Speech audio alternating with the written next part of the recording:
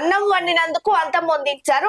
కర్రతో కొట్టడంతో భార్య మృతి, భర్త అత్తమామల అరెస్టు. తాండూరులో భర్త చేతిలో భార్య హత్యకు గురైన ఘటనలో పోలీసులు భర్తతో పాటు అత్తమామలను అరెస్టు చేశారు. కేసు వివరాలను సిఐ వెల్లడించారు. 7 నెలల క్రితం అనూష అలియాస్ కల్పనతో పరమేష్ కు వివాహం జరిగింది. పరమేష్ తల్లిదండ్రులు బొర్ర మొగలయ్య, బొర్ర లాలమ్మ అదనపు కట్నం కోసం అనూషను తీవ్రంగా వేధించేవారు. సోమవారం అనూష అన్నం వండగా, రాత్రి వండిన అన్నం ఉండగా మళ్ళీ ఎందుకు వండామని పరమేష్ గొడవ పడ్డాడు. ఆమెను చేతులతో కొట్టి కాళ్లతో తన్నాడు. దీంతో అనూష తీవ్రంగా గాయపడింది. మామ మొగులప్ప కోడలు అనూషను తీసుకొని పుట్టింటి వద్ద వదిలేసి వచ్చాడు. తీవ్ర గాయాలైన అనూషకు తల్లి కట్టెల చంద్రమ ఆదిత్య ఆసుపత్రిలో చికిత్స చేయించింది. వరుసకు కొడుకు అయిన కట్టెల మోహన్ అనూషకు కరణ్కోట్ గ్రామానికి తీసుకెళ్తుండగా మార్గ మధ్యలో పరమేష్ అడ్డుకున్నాడు. నా భార్యకు ఆసుపత్రిలో చూపించడానికి మీరెవరు? నేనే ఆసుపత్రిలో చూపిస్తాను అని అనూషను ఇంటికి తీసుకెళ్లాడు. పెద్ద కర్రతో తలపైన 6 సార్లు కొట్టడంతో అనూష అక్కడికక్కడే మృతి చెందింది. మృతదేహాన్ని ఆటోలో వేసుకొని బాలాజీ ఆసుపత్రికి తీసుకెళ్లాడు. ఆమె మృతి చెందినట్లు వైద్యులు నిర్ధారించారు. మృతురాలి తల్లి కట్టెల చంద్రమ్మ ఫిర్యాదు మేరకు Tandur town CI Santosh Kumar case నమోదు చేసుకుని దర్యాప్తు చేపట్టారు. శుక్రవారం బొర్ర పరమేష్, బొర్ర మొగలప్ప, బొర్ర లాలమ్మను అరెస్టు చేసి తాండూరు కోర్టులో హాజరుపరిచారు. నిందితులను పరిగి జైలుకు రిమాండ్ కు తరలించారు. ఏంటి అసలు ఇలాంటివన్నీ? మరి దారుణం. నేను ఈ వార్త మనం చదివినాము. కాకపోతే ఇద్దరి మధ్య మనస్పర్ధలు 8 నెలల కింద పెళ్లి అయింది. మనస్పర్ధల వల్ల దాడి చేసాడు అనుకున్నాం, కానీ ఇంత కథ జరిగింది. వాళ్ళని చూస్తే కూడా ముగ్గురు చూడ ఎట్లా ఉన్నారు. ముగ్గురు చూడండి, అసలు తీసుకెళ్లి ఇంటికి అప్పటికే కొట్టిండంట.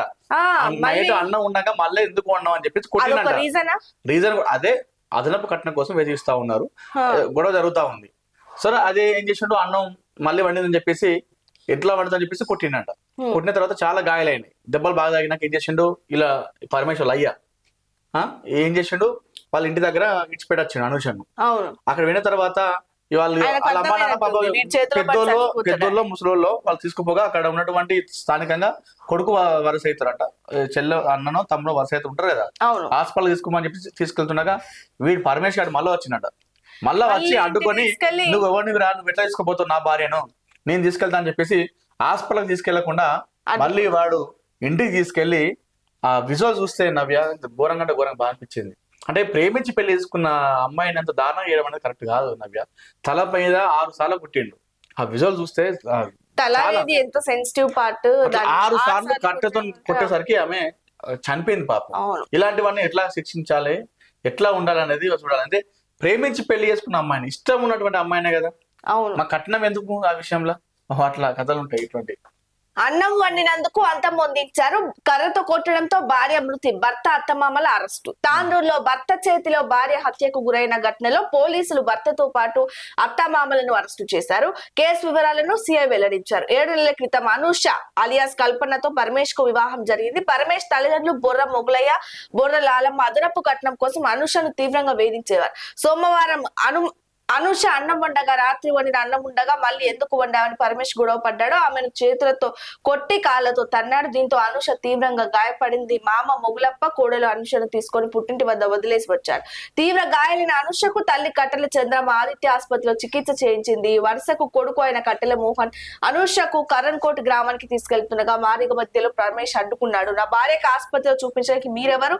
నేనే ఆసుపత్రిలో చూపిస్తాను అని అనూషను ఇంటికి తీసుకెళ్లాడు. పెద్ద కర్రతో తలపైన 6 సార్లు కొట్టడంతో అనూష అక్కడికక్కడే మృతి చెందింది. మృతదేహాన్ని ఆటోలో వేసుకొని బాలాజీ ఆసుపత్రికి తీసుకెళ్లాడు. ఆమె మృతి చెందినట్లు వైద్యులు నిర్ధారించారు. మృతురాలి తల్లి కట్టెల చంద్రమ్మ ఫిర్యాదు మేరకు Tandur town CI Santosh Kumar case నమోదు చేసుకుని దర్యాప్తు చేపట్టారు. శుక్రవారం బొర్ర పరమేష్, బొర్ర మొగలప్ప, బొర్ర లాలమ్మను అరెస్టు చేసి తాండూరు కోర్టులో హాజరుపరిచారు. నిందితులను పరిగి జైలుకు రిమాండ్ కు తరలించారు. ఏంటి అసలు ఇలాంటివన్నీ?